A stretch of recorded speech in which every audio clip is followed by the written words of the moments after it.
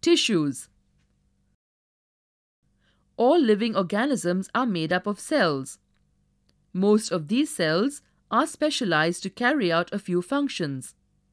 Each specialized function is taken up by a different group of cells. Cells specializing in one function are often grouped together in the body. This means that a particular function is carried out by a cluster of a definite place in the body. This cluster of cells, called a tissue, is arranged so as to the highest and possible efficiency of function. Blood, phloem, and muscle are all examples of tissues.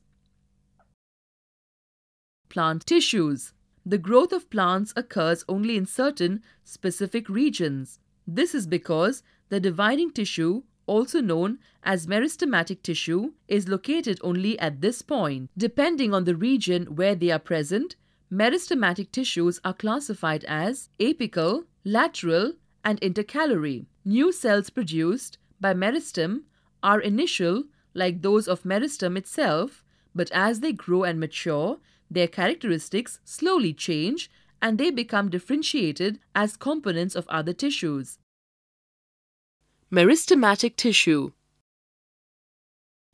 Take 2 glass jars and fill them with water. Now, take 2 onion bulbs and place one on each jar as shown in figure. Observe the growth of roots in both the bulbs for a few days. Measure the length of roots on day 1, 2, and 3. On day 4, cut the root tips of the onion bulb in jar 2 by about 1 centimeter. After this, observe the growth of roots in both the jars and measure their lengths each day for 5 more days and record the observations in tables like the table below.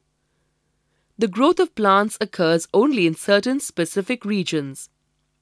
This is because the dividing tissue, also known as meristematic tissue, is located only at these points.